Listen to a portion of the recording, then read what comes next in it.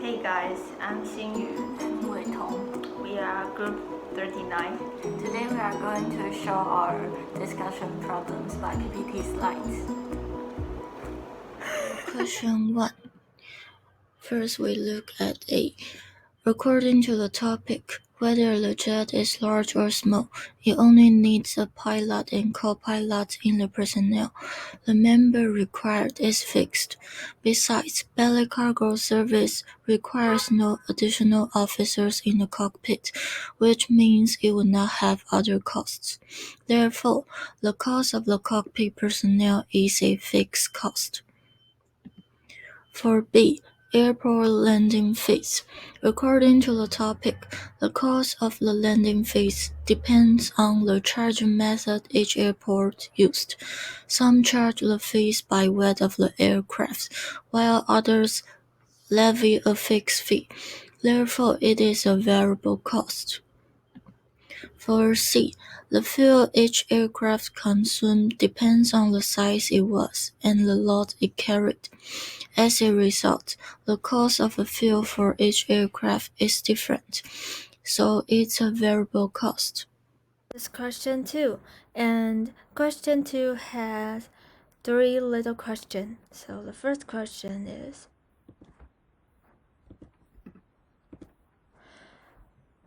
what we can use is the data from table 1, which I'm going to show you on the next page, and illustrate the shift in list mine, marginal cost curve, the selling price and profit maximizing scale of production between 3 years. So what we can use is the table, and we use this data from this table to illustrate the MC curve of those 3 years. And in order to illustrate the MC curve, we need to use two data, which are production and selling price. So the production, we can see for those 3 columns, and we can see 6 data. Yes, and we use 6 data to illustrate their MC curves. So this is the result. Okay, the question 2. The selling price of gold is 366 per ounce. What's less than its average production cost? Was this a mistake? The only thing we need to find out is its average total cost is bigger than the price and is bigger than the average variable cost. So where can we find out its average total cost? Its average total cost is average cost in this table, and average variable cost is average cash cost in this table. So we see 2003 this column, and we can see the selling price is 366 and the average variable cost is 246 and its average total cost is 369. So we can know that it's not a mistake. It's still correct. Next question. We need to compare the short-run break-even condition and the long-run break-even condition for the 2 mines by using data of 2004. So we can see those 2 columns, and we find out its average cash cost, and average cost is 284 compared with 234 and 384 compared with 278. So we know that in 2004, in short run condition, they still get the benefit, and in long run condition, they still can, but the other firm will get into the market. Let's move on to question 3. Question 3 has 2 types of firm, which are perfectly competitive firm and monopoly firm. So let's see the first question. This firm is a perfectly competitive firm, and the question is asking us if this competitive firm is maximizing its profit or not. So for perfectly competitive firm, we need to find out that its marginal cost is equal to minimize average variable cost. So its price and its marginal revenue and its marginal cost are the same. So how can we find out its marginal cost? We can use the data from table 2 using its variable cost and its quantity. So we let 90,000 divided by 1,000 and we can get 90. So its marginal cost is 90 and its marginal revenue is the same as the price. So the price is 100. Then we can get this as a result.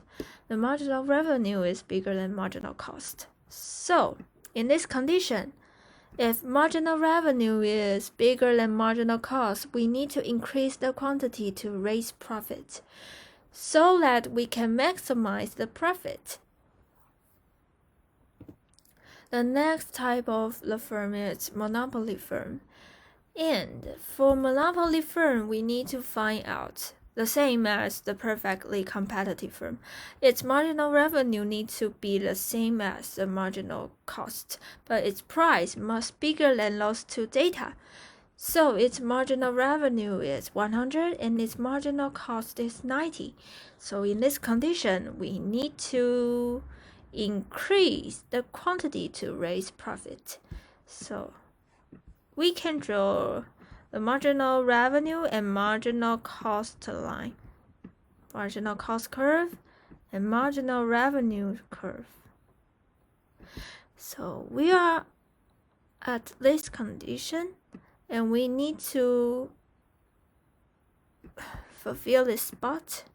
So we have to increase our quantity in order to raise the profit. So those are two questions from question 3. 4. First, we look A. In order to calculate the profit, we need to find the demand curve. So we can get the point P. We use these 2 points to calculate the demand curve, and we can get the demand curve equals negative A divided by 15 multiply X plus 4,000. And we can find the point P. We substitute the X equals 3,000, and we can get the point P. Then we can find the uniform pricing's profit.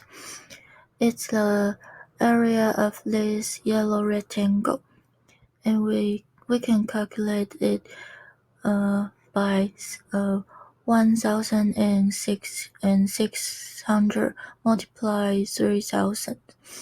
So we can get the profit is 4,800,000.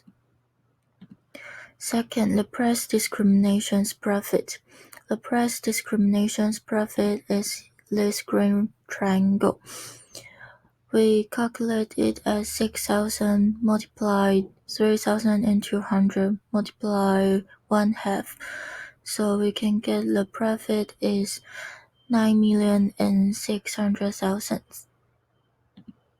For B, as the firm knows each customer's willingness to pay in price discrimination, one more product less sold would increase the marginal benefits until it matches the demand curve. Therefore, the firm will provide 2 points where marginal benefits equals marginal cost. For C, because it charges each customer at a different price based on his or her willingness to pay, the monopoly firms get the entire surplus, and there is no debit loss. Therefore, the surface area of price discrimination is bigger than the area of uniform pricing. Question 5. A. We can see if moonlight opens on December 11th, Luna will sell 200,000 tickets if it opens on the same day, and it will sell 150,000 tickets if it opens on December 18th. And if Moonlight opens on December 18th, Luna will sell 350,000 tickets if it opens on December 11th, and it will sell 100,000 tickets if it opens on December 18th. And if Luna opens on December 11th, Moonlight will sell 200,000 tickets if it opens on December 11th, and it will sell 150,000 tickets if it opens on December 18th. If Luna opens on December 18th, Moonlight will sell 350,000 tickets if it opens on December 11th. If Moonlight opens on December 18th, it will sell 100,000 tickets. We use arrow technique, and we can see 200,000 tickets is better than 150,000 tickets, so the arrow will point to the 200,000 tickets. And 350,000 tickets is better than 100,000 tickets, so the arrow will point it to the 350,000 tickets. And 200,000 tickets is better than 150,000 tickets, so as Moonlight, the arrow will point it to the 200,000 tickets. And 350,000 tickets is better than 100,000 tickets, so the arrow will point to the 350,000 tickets. This cell has two arrows pointed together, so this is the Nash equilibrium. Both studios will choose to open on December 11th. B.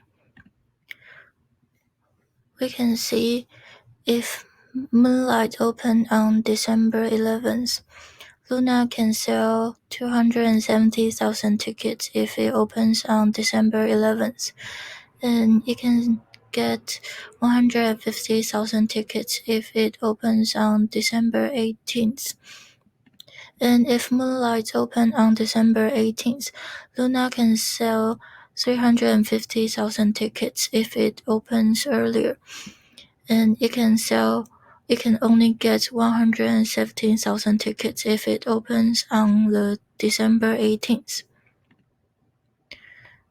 For Moonlight, if Luna opens on December 11th, it can sell 270,000 tickets if it opens on December 11th, and it can only get 150,000 tickets if it opens on December 18th.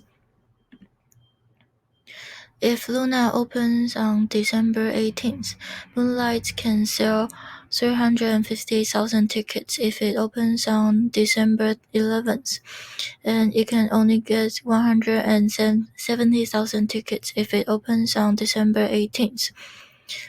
This cell has two arrows pointed together, so this is the new Nash equilibrium. After the new information, we can see it doesn't affect that the two studios will both open on December 11th. Okay, so hope you guys learned something from our video. Have a happy